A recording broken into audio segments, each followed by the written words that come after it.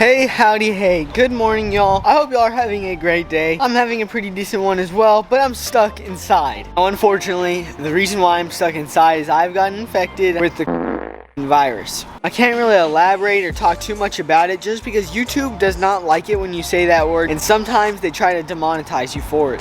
But I am stuck inside. I don't have much to do, so I'm trying to think of a video, and I even put some posts saying, hey, drop some video ideas and suggestions, and y'all definitely did that. But one of the suggestions that stuck out to me the most was to build a mini terrarium out of a jar. Now basically this terrarium is going to be a micro self-maintaining habitat. There will be no air holes or anything like that. Once I have it set up, it'll be set up for life. Now I'll explain the whole process once I get everything going. But first, let me show you the jar that we're going to be using. So as y'all can see here, we've got our jar. It's just literally got a glass lid that sits right on top. Now once we get dirt and everything like that, it'll look super good. Now you can find these jars for like $10 at Walmart or whatever. They're super cheap, but these are really good for building little vivariums. In this vivarium, I'm actually going to be putting isopods, springtails, and potentially even millipedes. So it will have actual living creatures in it, but it'll be completely closed off from the rest of the world. The first thing we have to do is get a false bottom in this jar. Now the reason we have a false bottom is so that the water has an area to drain to, as opposed to just building up and saturating the dirt.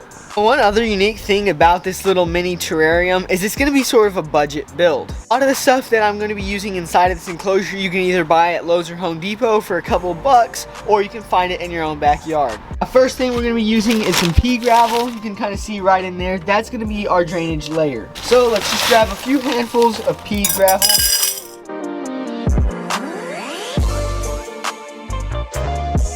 We're just going to keep scooping this pea gravel in until we're happy with the amount we have. Well, as you can see, our gravel is in and rinsed off. So we've gotten our gravel in and rinsed off. We're going to head inside to the reptile room and finish setting this up. So now that we've got our drainage layer inside the enclosure, we're going to add this mesh. Now this mesh keeps the dirt from mixing in with the rocks. If your dirt does mix in with the rocks, you take a serious risk of mold and bacteria developing that you will not want in your enclosure. So let's cut this to size and get it in the jar. Well, as y'all can see, our mesh is inside.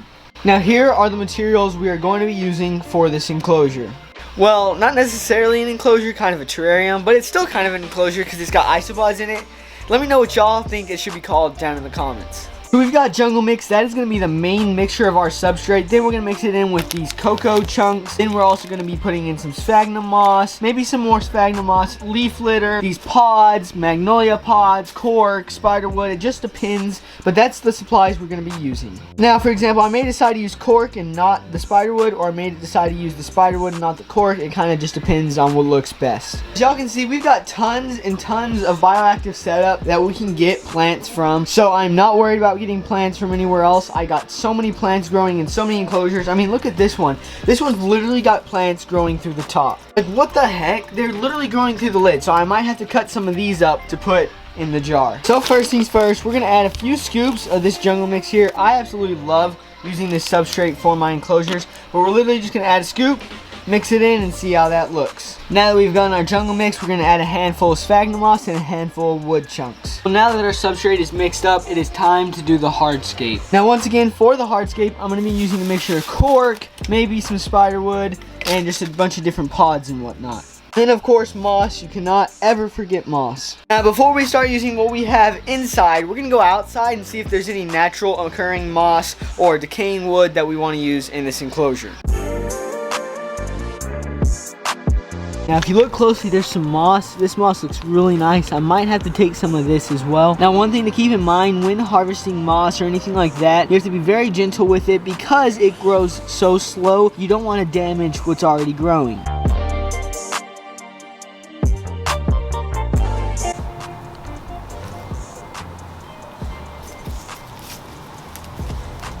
Now if you look closely, right in the seams of our pavement is more moss that we're going to be using.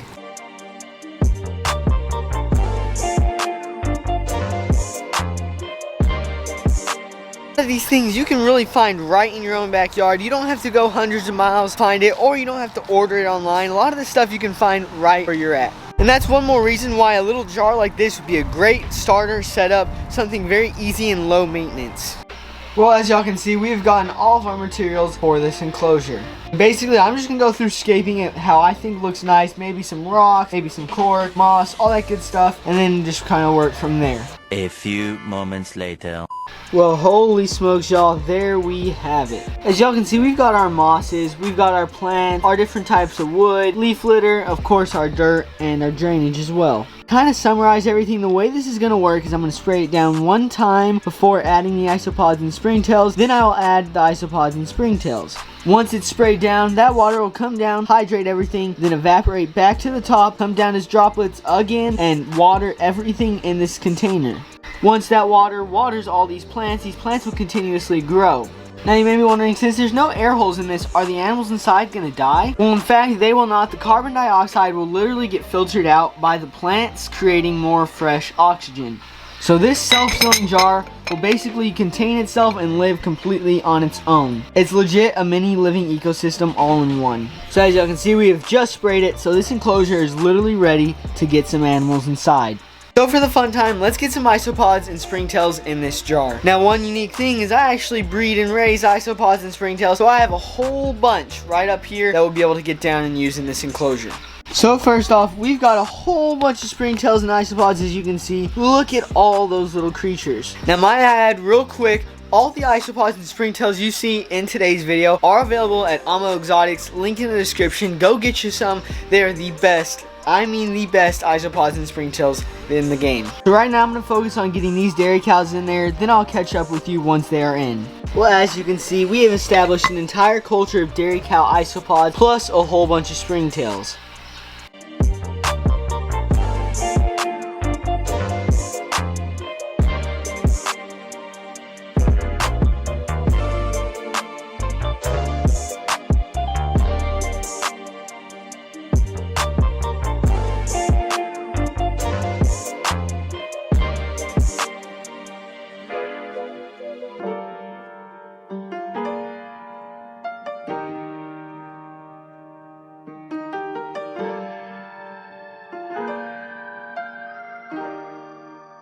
There y'all have it. That was building a mini isopod and springtail vivarium in a little jar. I mean, you could do this so easily. Just get stuff from outside. You can even get isopods and whatnot from outside as well. So it's super easy to do a cool and neat naturalistic setup like this. So yeah, let me know what you thought of that little DIY jar setup. Also, let me know, do you think I should do more videos like that with different size jars and different size containers? Just let me know down in the description. Down in the comments.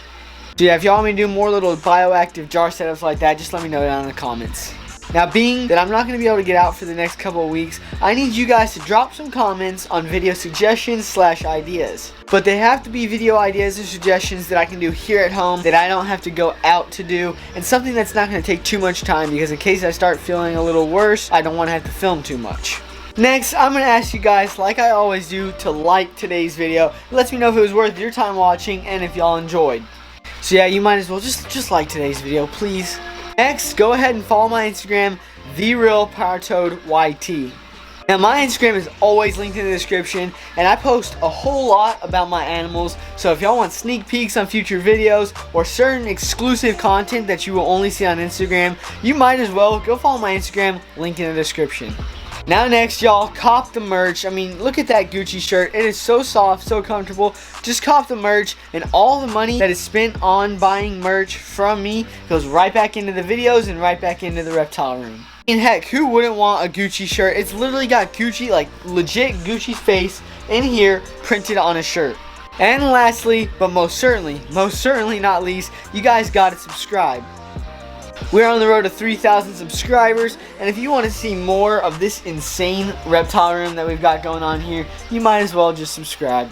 So yeah, subscribe, turn that red button gray, it's free, hit the notification as well while you're at it. I mean, why not? Oh, and also at the time of uploading this video, it's probably way past Christmas, so don't make fun of me for still having my Christmas decorations up. It's just I'm filming this and it's only a week after Christmas, so... And with all that being said, ladies and gentlemen, boys and girls, I really hope y'all enjoyed today's video, and I will see you all in the next one. Hopefully I don't die of corona. Peace!